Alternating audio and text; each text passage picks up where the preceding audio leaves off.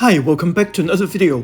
Following on from the video last week on your tiberalis anterior, in this video we're going to take a look at the antagonist of the tiberalis anterior, the calves. The calves are often overlooked in training, but they are essential muscles that control the movement of your ankle joints. Strong calves can prevent ankle issues and help with movements that occur at your foot, such as rising onto your toes, that is plantar flexion, rotating your feet inwards and outward, or pulling your toes towards your knees. These movements allow you to jump, run, and walk. Since the calves are relied upon for the movements you do every day, they are susceptible to strain and injuries, so strong calf muscles can help to rehabilitate existing injuries or prevent future damage to your lower leg.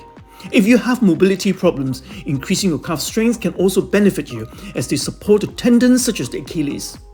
People who have knee pain or plantar fasciitis can improve the symptoms by strengthening the calf as well. And if you're an athlete, strong calves can improve your performance. It is therefore wise to perform specific calf strengthening exercises. So watch till the end of this video and I will demonstrate to you 8 exercises that will train your calves in a smart way. If you like this video and find this useful, please click the like button. Please leave your comments below and share this video. Hit the notification bell so you won't miss any of my future weekly video release. Please also subscribe to this channel. This is completely free of charge, but will help the channel to grow. Thank you. But before we can make sense of how to train your calves effectively, you need to understand the anatomy that is involved. The calf muscle that you see actually consists of 2 muscles, the gastrocnemius and the soleus. The gastrocnemius is the most significant part of the calf muscle that creates the shape that you see. It has 2 heads that form a diamond shape with a split in the middle. The minor muscle that lies beneath the gastrocnemius is called the soleus. Many calf exercises strengthen both the gastrocnemius and the soleus, while others isolate one or the other. The function of the calves is to plantar flex your foot, so it is the antagonist of the tiberalis anterior, which is to dorsiflex your foot. It is important for you to realize that your calves are composed primarily of slow twitch muscle fibers, which are generally more suitable for long endurance activities. That makes sense especially since you walk and stand often throughout the day. You rely on your calves for support. Too many people try to train calves by bouncing weight on top of the knees during seated calf raises. That won't get you the results. Train calves with slower reps, more volume, and long duration. You can also train your calves frequently. Remember, you're walking and standing every day.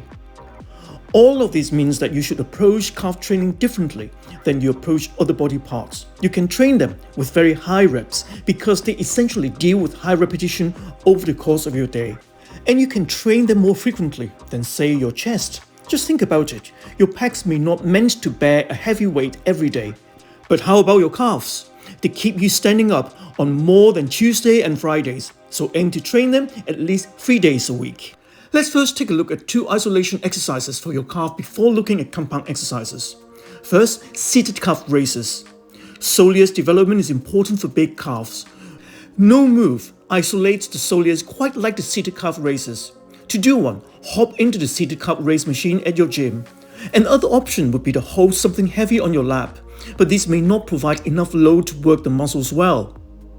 So sit into the machine with the balls of your feet on the raised surface and allow your heels to go as far down as needed to feel a full stretch in the back of your lower leg. With the weight resting on top of your knees, press into the ground until your heels are elevated as far as possible from the floor. Pause at the top for 1 second and then slowly return down to the starting position. Complete this for 4 sets of 20 repetitions. The gastrocnemius is a 2-joint muscle that crosses the knee in the back. Since the knees are bent, the gastrocnemius is not activated here. The seated calf raise targets therefore only the soleus muscle. And if you want to isolate the gastrocnemius, I would recommend the standing calf raises. You can perform this movement on an exercise step or with weight plates under the ball of your feet. Use dumbbells or a barbell. Make sure that you complete the movement slowly with control. Position your toes and balls of your feet on a step or weight plates. The arches and heels of your feet should be extended off the step. Now engage your core and keep your back flat while you raise your heels as high as you can. Pause at the top of the contraction for a count before slowly lowering yourself down. Your heels should drop below parallel but not touch the ground. Repeat for 10 to 15 repetitions. Using the leg press machine for calf raises is another option at the gym, especially if you aren't comfortable using a barbell. The leg press machine supports your upper body so that you don't have to worry about losing your balance. If you have a knee injury or soreness, you should avoid this exercise. Now let's take a look at some compound exercises for your calf muscles. First, the plyometric pogo jump that will help to build strength and explosiveness. So stand with your hands by your sides, your core engaged and your back straight. Explosively press off the ground with the balls of your feet to jump into the air. Gently land on the balls of your feet and focus on the tension and contraction in your calf muscles while not relying on the quadriceps to power your jumps. This exercise uses most muscles of the lower limbs, especially those of the posterior chain. And pushing on different points on the ball of your feet can have different emphasis on the calves. Pressure towards the inside of the foot adds more interior pressure on the calves, while pressure towards the outside of the foot adds more exterior pressure. So in and out calf raises ensure that you hit both portions of your calves equally. But calf training does not need to be all calf raises. The Cliffhanger Stair drill offers a unique way to train your calves, a functional training that also improves balance and hits your lower legs from a new angle. To do this, find a staircase or use a stair machine in the gym. Simply walk up the stairs, never letting your heels touch the ground. The balls of your feet should be the only part of your body in contact with the ground. Use the railing for balance if needed, but don't let your arms hold your weight. Walk up the stairs in this fashion for 60 seconds. Do 5 rounds of this, resting 30 seconds in between. And to advance your calf raise exercises, you can try performing the single leg forward leaning calf raises. So stand facing a vertical surface or a racked bar. A lower surface will reduce the resistance. Hold the bar with an overhand grip wider than shoulder width. Step your feet back to angle your body forward, keeping your body in a straight line with arms extended. Your feet should point forward, bend your knees to lift one leg behind you. Raise the heel of your standing leg by extending your ankle as high as you can. Your body should travel in a straight line upward at an angle. Hold for count and feel the contraction in your working calf. Slowly lower your heel back to the floor and repeat this for 15 to 20 repetitions before switching sides. If you like, you can try this with both feet at once, which will make it easier. This exercise mainly targets your gastrocnemius but also incorporates your soleus muscle. Next, wall sit calf raises. You can perform this as an isometric exercise where you hold the contraction the entire time, or perform repetitions of calf raises. Holding the exercise will increase your strength and muscular endurance. Stand with your back flat against the wall with your feet shoulder width apart, 2 feet from the wall.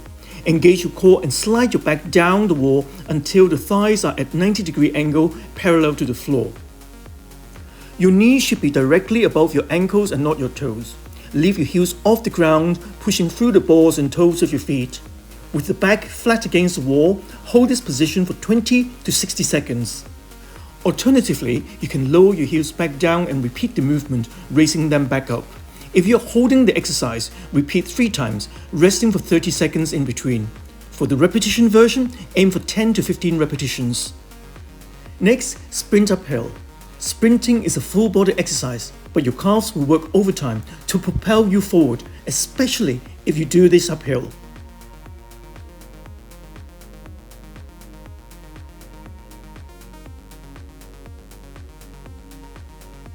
Next, cycling. Whether indoors or outdoors, cycling is an excellent way to train your calf muscles without lifting weights. Cycling can help to increase your calf strength and muscular endurance. I would also mention that apart from the previous exercises, the barbell split squat train your entire legs, but there is a significant focus on the calves. This exercise is an ideal choice for those who have limited time and wish to exercise their calves in combination with the rest of the leg muscles.